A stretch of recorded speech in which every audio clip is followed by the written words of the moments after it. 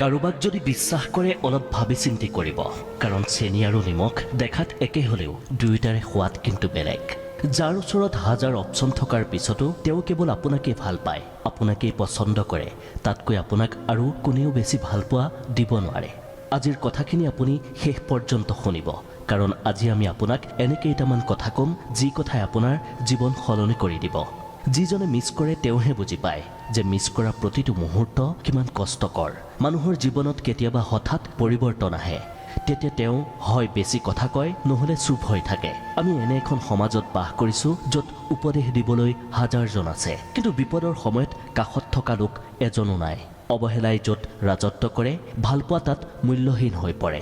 এইখন স্বাৰ্থপৰ পৃথিৱীত মানুহৰ ইগ' থকাটো জৰুৰী, কিন্তু ভালপোৱা বা বন্ধুৰ ক্ষেত্ৰত নহয়। আৰম্ভণিতে অকলে থাকিবলৈ বেয়া লাগিব পাৰে, কিন্তু পিছলৈ সেয়া অভ্যাস হৈ পৰে। মানুহৰ মাজত থাকিও কেতিয়াবা ভাল নলগা হৈ পৰে, অকলশৰীয়া হৈ থকাটোৱেই ভাল লগা হৈ পৰে। ছোৱালীবোৰে প্ৰতিটো সময়তে সত্য কথাই পচন্দ কৰে, কিন্তু তেওঁলোকে বিশ্বাস কৰে মিছা কোৱাজনকহে।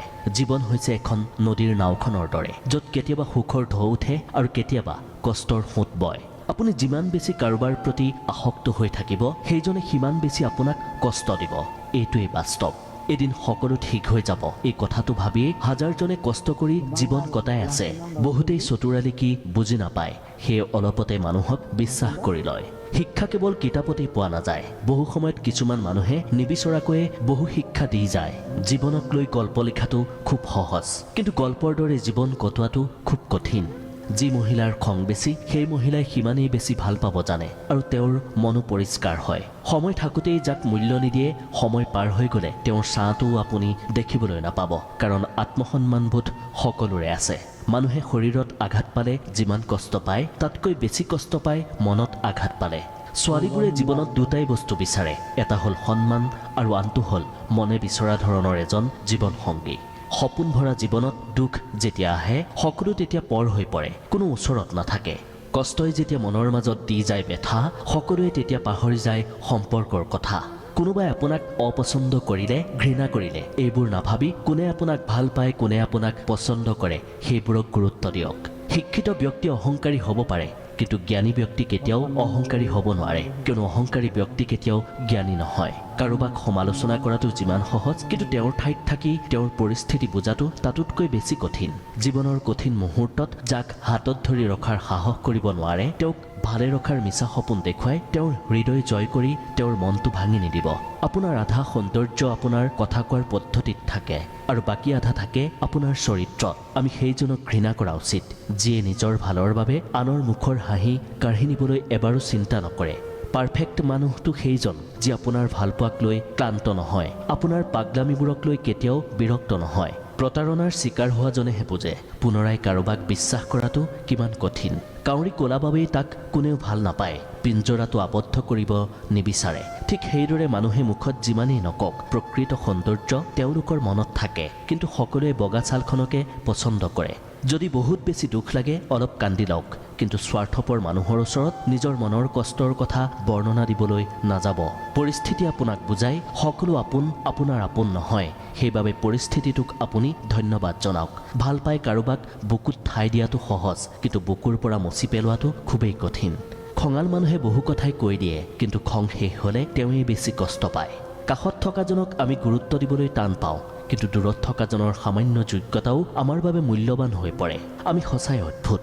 সঁচা কথা ক'লে যিয়ে খং কৰে, তেওঁৰ ওচৰত সঁচা কোৱাটো উচিত নহয়, আৰু যিজন বতৰৰ দৰে সলনি হয়, সেই মানুহৰ লগত বন্ধুত্ব কৰাটো উচিত নহয়।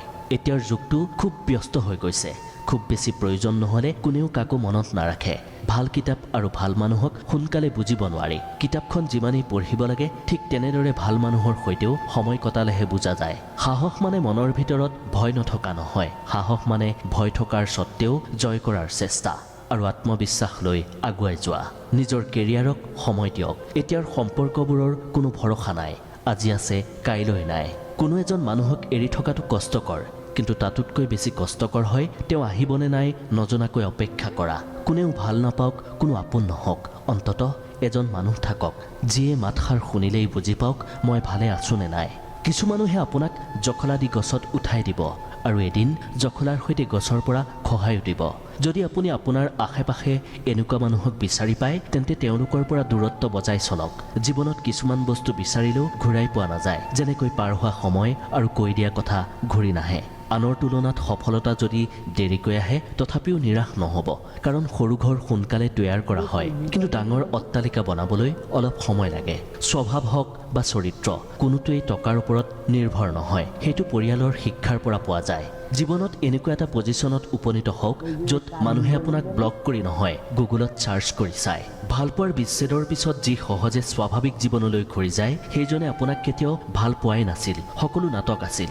কোনোবাই যদি হিংসা কৰে তেওঁক হিংসা কৰিবলৈ দিয়ক।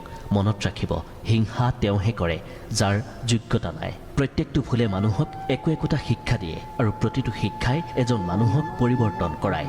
শৰীৰৰ সৌন্দৰ্য এদিন নষ্ট হৈ যাব, সেয়েহে কথা বা চৰিত্ৰৰে সৌন্দৰ্য গঢ়ি লওক। আপুনি পৃথিৱীৰ সুন্দৰ ব্যক্তিসকলৰ মাজৰ এজন হ'ব। যাৰ অকলে থকাৰ অভ্যাস আছে তেওঁ পৃথিৱীৰ সকলোতকৈ কঠিন পৰিস্থিতিটো সহজে মানি ল'ব পাৰে। পাৰিবাৰিক সমস্যাত যিজন ল'ৰা পৰিছে তেওঁক কোনোদিনে বাস্তৱতা শিকাবলগীয়া নহয়, তেওঁ পৰিস্থিতিৰ চাপতে সকলো শিকি যায়। কেতিয়াবা নিজৰ মনটোকো প্ৰাধান্য দিব লাগে, কিয়নো মানুহে বাহিৰৰখিনি দেখি বিচাৰ কৰে, মনটো বুজাৰ চেষ্টা কোনেও নকৰে। যিটো পাবলৈ মানুহে অহৰহ চেষ্টা কৰে মানুহে সেইটোহে পায়। বেছি সময় অভিমান কৰি নাথাকিব। বহু বছৰৰ পিছত অভিমান ভাঙিলে দেখিব যে যাৰ সৈতে অভিমান কৰিছিল তেওঁ আৰু নাই। ভাল কিবা কৰিলেও মানুহে খুঁত উলিয়াবই, সেয়েহে মানুহৰ কথা কেতিয়াও গুৰুত্ব নিদিব। পৃথিৱীত যিমান আঘাত আছে তাৰ মাজত সকলোতকৈ ডাঙৰ আঘাত হৈছে কথাৰ আঘাত। ছোৱালীবোৰে ল'ৰাৰ এই দুটা কাম পচন্দ কৰে। এক, যিজন ল'ৰাই ছোৱালীজনীৰ সুখ দুখ সকলো সময়তে সন্মান সহকাৰে গুৰুত্ব দিয়ে। দুই, যিজন ল'ৰাই নিজক প্ৰতিষ্ঠা কৰিবলৈ মন প্ৰাণ দি কাম কৰে। মিছলি এজনক কোনেও কেতিয়াও বিশ্বাস নকৰে, আনকি তেওঁ যেতিয়া সঁচা কথা কয় তেতিয়াও মানুহে তেওঁক অৱহেলা কৰে। তিনিটা বস্তু সকলো সময়তে ভাবি চিন্তি দিব। এক, উত্তৰ। দুই, পৰামৰ্শ। তিনি, ঋণ। ভালপোৱাৰ মাজত এক অদ্ভুত মায়া আছে। কষ্ট পালেও এৰিব পৰা নাযায় আৰু মন ভাঙি গ'লেও ঘৃণা কৰা নাযায়। সফলতা হয়তো অলপ দেৰিকৈ আহিব, কিন্তু এইটো ঠিক, সফলতা এদিন আহিবই যদি আপুনি প্ৰতিদিনেই সঠিক পথত পৰিশ্ৰম কৰি যায়। কেতিয়াও খঙত কোনো সিদ্ধান্ত নল'ব। সুখত থাকিলেও কেতিয়াও কাকো প্ৰতিশ্ৰুতি নিদিব। তেতিয়া দেখিব জীৱনটো খুব সহজ হৈ পৰিব। জীৱনত যিয়েই নহওক লাগিলে সকলো পজিটিভ ভাবি আগবাঢ়ি যাওক, এখোজ দি চাওক। এই গোটেই পৃথিৱীতে সমস্যাৰ অবিহনে কাৰো জীৱন চলা নাই। 10জন মূৰ্খ মানুহৰ পৰা মিছা কথা শুনাতকৈ এজন জ্ঞানী মানুহৰ পৰা কটু কথা শুনাটো বহু ভাল। যাক লৈ বাস্তৱ জীৱনত এখোজ দিয়া সম্ভৱ নহয় তেওঁক লৈ 100 মাইল পাৰ হোৱাৰ সপোন দেখে আমাৰ অবুজন মনে। ওচৰত বহুত থাকিলেও কাষত সকলো নাথাকে। কথা সকলোৱে দিলেও বিপদৰ সময়ত কোনেও কথা নাৰাখে।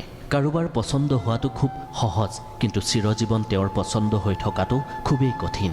অভিনয় আৰু ৰং সলনি কৰাৰ বেপাৰত মানুহ অতুলনীয়। গিৰগিট বা তেজপিয়াইও লাজ পায় মানুহৰ ৰং সলনি হোৱা দেখি। ভদ্ৰতা এবাৰ দুবাৰ তিনিবাৰ দেখাব, তাৰ ওপৰত যেতিয়া দেখাব মানুহে আপোনাৰ ভদ্ৰতাক দুৰ্বলতা বুলি আঘাত কৰিবলৈ আৰম্ভ কৰিব। তেতিয়া আপোনাৰ ভদ্ৰতাক পকেটত ৰাখি তেওঁক তেওঁৰ ভাষাৰে উত্তৰ দিয়ক। সম্পৰ্ক যেতিয়া নতুন থাকে মানুহে কথা পাতিবলৈ অজুহাত বিচাৰে, আৰু সম্পৰ্ক যেতিয়া পুৰণা হয় তেতিয়া প্ৰিয় মানুহজনৰ ওপৰত আকৰ্ষণ হেৰাই যায় আৰু তেতিয়া এৰি যাবলৈ অজুহাত দেখুৱায়। মিছাকৈ জয় হোৱাতকৈ সত্য কথাকৈ হাৰি যোৱাটো বেছি ভাল। ভিডিঅ'টো যদি মনৰ পৰা ভাল লাগিল তেন্তে মনৰ পৰাই এটা লাইক কৰি দিয়ক। যদি আৰু এনে ভিডিঅ'ৰ নটিফিকেশ্যন বিচাৰে তেন্তে চেনেলটো ছাবস্ক্ৰাইব কৰি বেল আইকনটো ক্লিক কৰি লওক।